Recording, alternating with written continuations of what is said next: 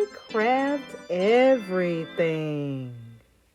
What's up, everybody? It's Tasha from I Craft Everything. And this is part 102 for layering a t-shirt. In this lesson, we will need a Cricut Explorer, a t-shirt, heat transfer vinyl, scissors, a weeder, a scraper, and a Cricut mat, preferably the green or purple one. You can also use the blue one too, just depends on what type of material you're using. I'm going to open Cricut Design Space and select the image that I'd like to use for the design for my shirt.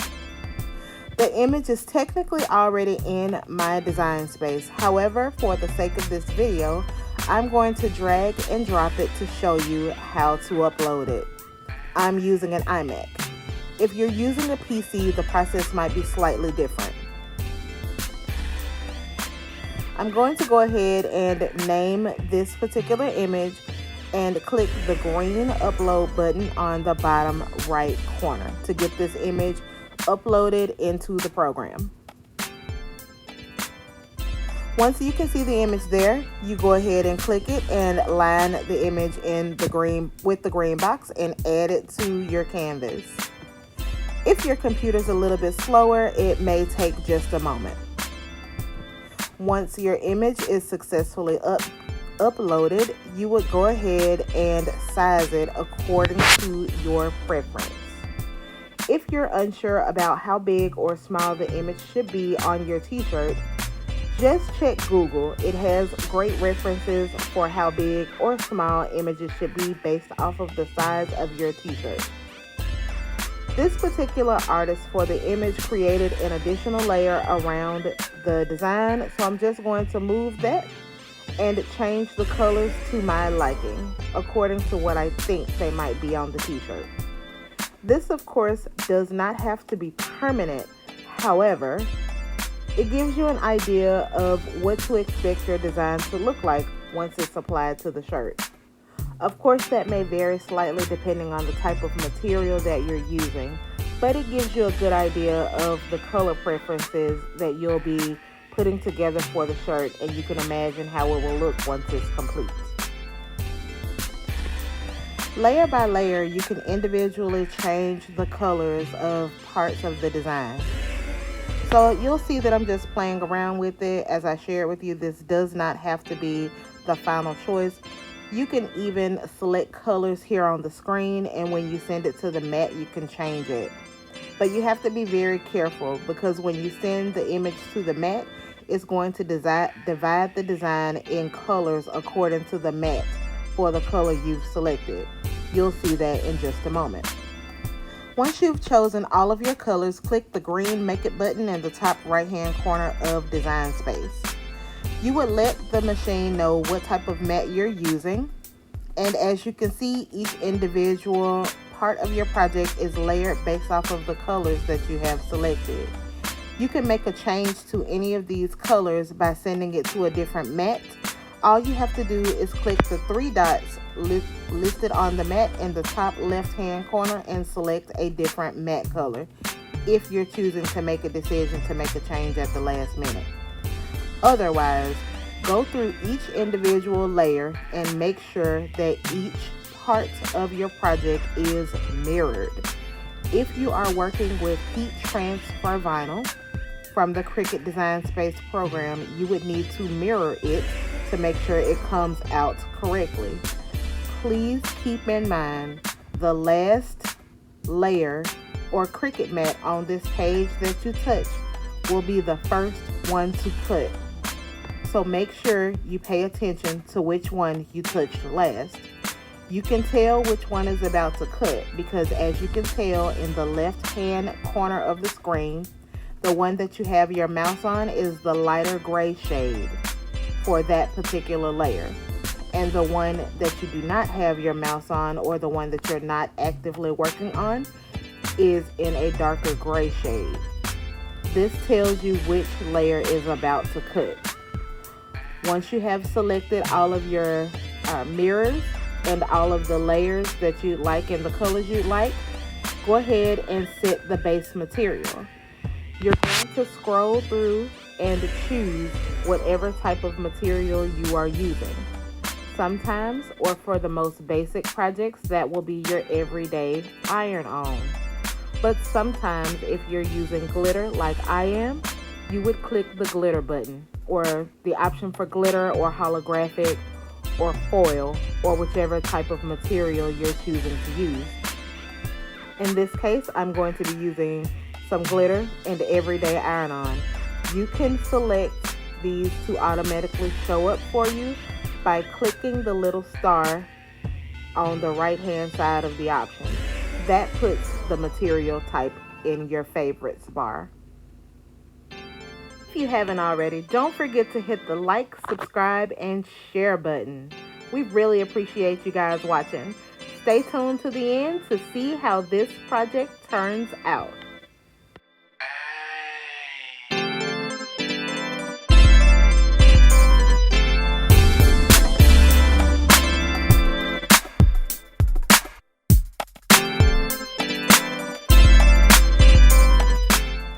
Once you've selected your material, your Cricut machine should start to blink. To load your mat, click the arrow that goes up and down. Now it's time to lay your material shiny side down on the Cricut mat.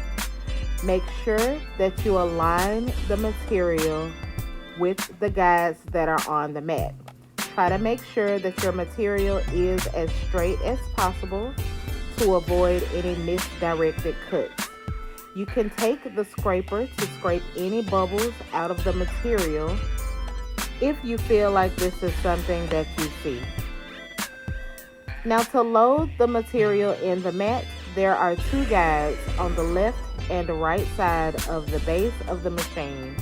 Gently guide your mat inside and press the blinking arrow that we talked about earlier. Your machine will move slightly to let you know it's about to work, and then you press the blinking C. This will begin the cut process. If you take a look at your computer screen, you can see a circle that gives you an idea of what the percentage of the project for this particular layer has been cut. Depending on how many layers you have, this could take just a few minutes, and you'll have to change out your mat each time you change the material. Once your material is finished cutting, the light will blink again. You'll press it and it will eject your mat. You barely can tell, but inside of the material, the parts of the project have been cut based off of what I sent out. You'll see that a little bit later. Can you see it? It's slightly there, but you can't really tell. You'll follow this process again and again until all of your layers have individually been cut.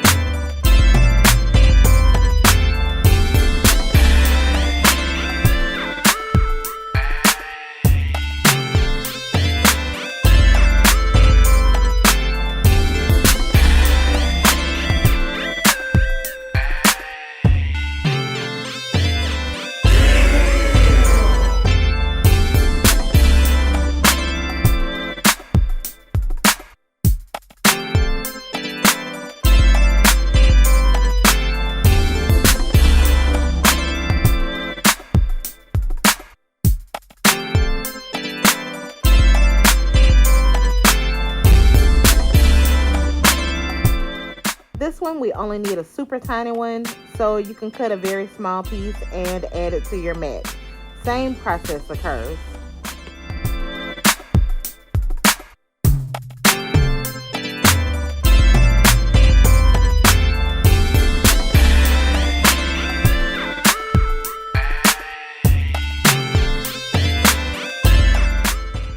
Now that we've gotten each piece to the puzzle cut, I would suggest taking the smallest pieces and putting them to the side so you don't lose them.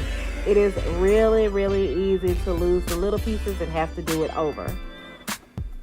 Now we're on to the weeding. For this, you're going to take the weeder and insert it inside of the image based off of the lines you feel in the texture of the paper. If you've watched my previous video, you already know how to do this. So you can just fast forward this part. But if you're still new to weeding, stick around to reveal what it looks like as we weed it. I love this part. It's actually really therapeutic.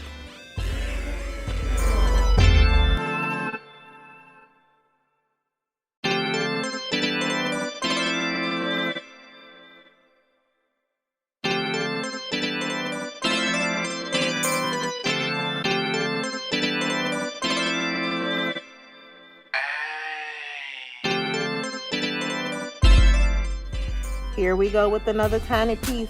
Don't forget to put those in a special place so you don't lose them.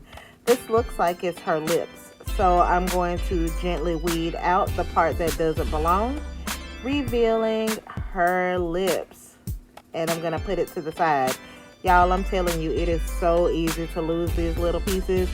Sometimes before you know it, you are recutting the same piece to put back on the thing, and then later on, you'll find them. That happens to me more than I'd like to count.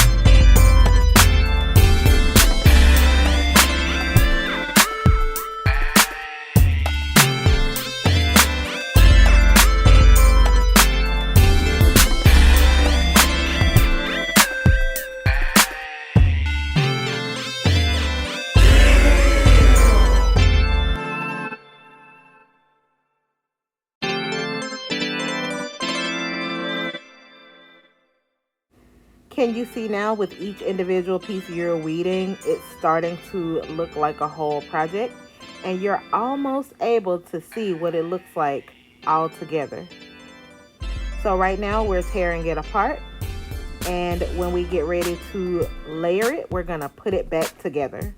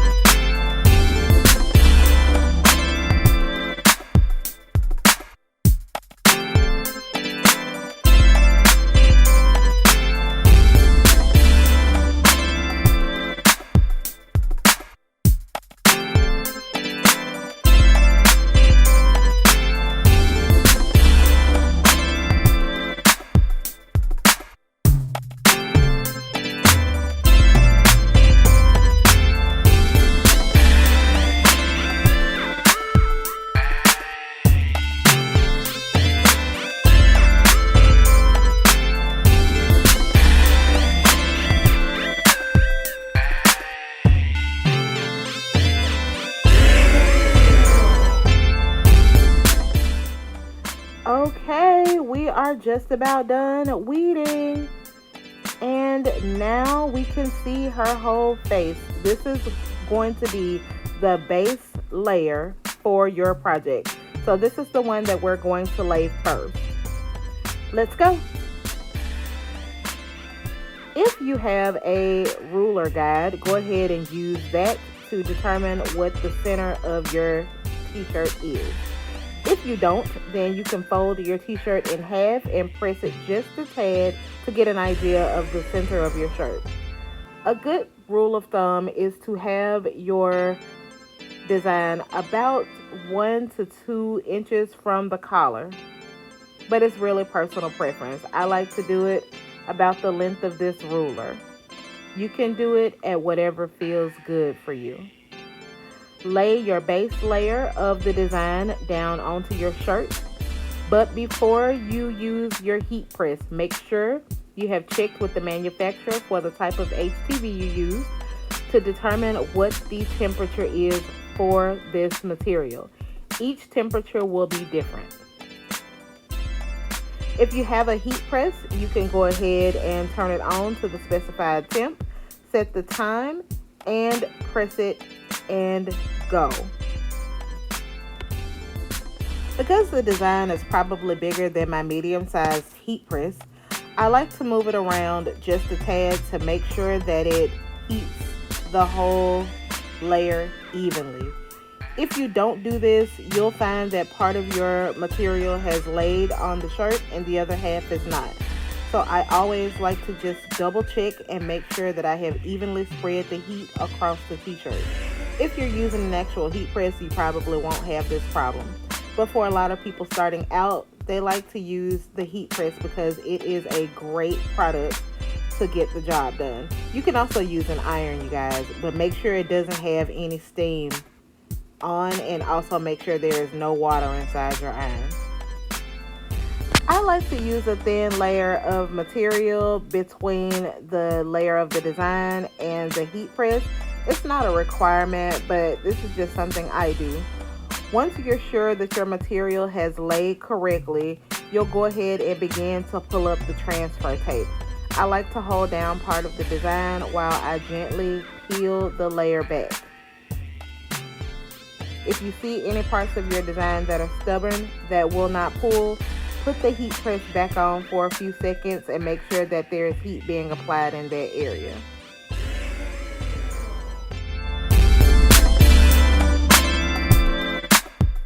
Once you've pulled the heat transfer tape off of your layer, straighten your shirt to make sure there are no wrinkles inside of it.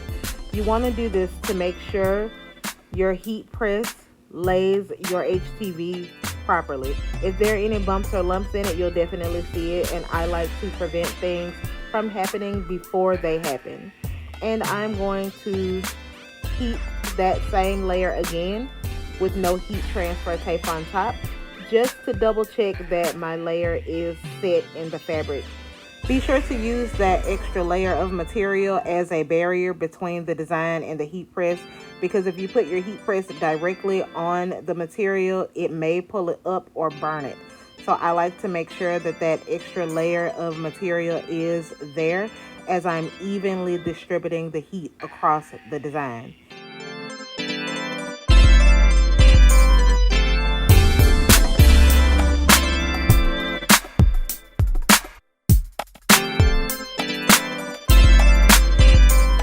Once I make sure there are no bumps or lumps in the material of the t-shirt, I'm going to take the next layer for my project and lay it inside of the lines of the design evenly. Every layer should match perfectly. It should literally fit like a glove when you lay it down. I'm going to go ahead and position the second largest piece to the puzzle into the grooves of the design. Once I know everything fits perfectly, I'm going to take my spare material and place it on top of the part that I just laid, and then I'm going to take the heat press and lay it on it as well. Remember, apply even heat all across the design to make sure when you get ready to pull it up, it all pulls successfully.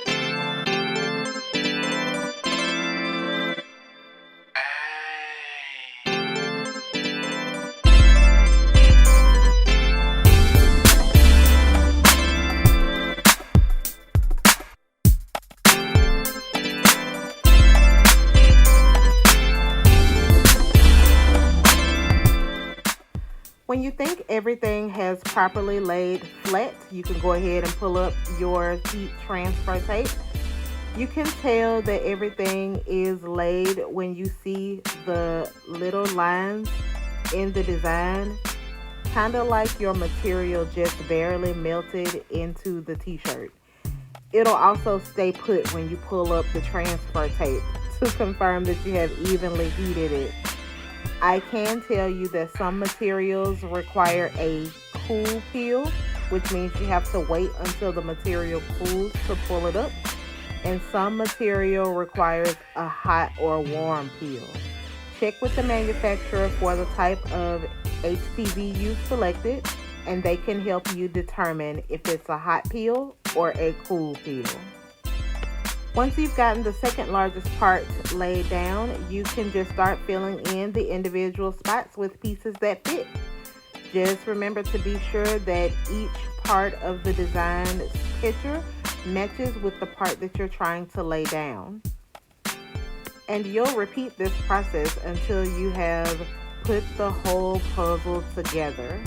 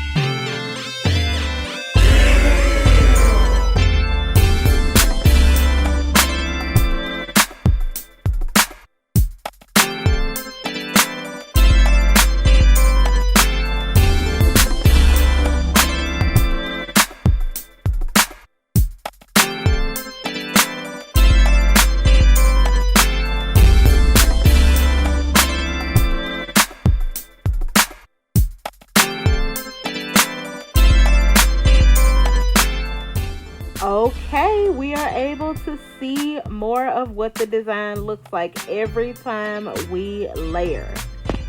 Oh, it's looking good, y'all. I love this design. It's so cute.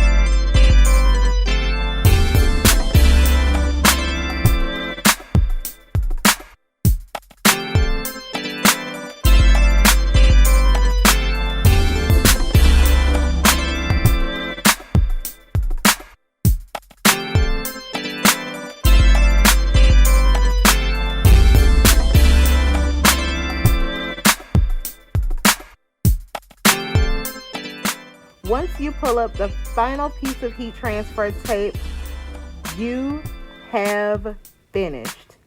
And voila! This is your finished project. Doesn't it look good? You did it! Pat yourself on the back. Don't forget to like, subscribe, and share this channel. Thank you so much for watching. We really appreciate you all. See you next time. Bye!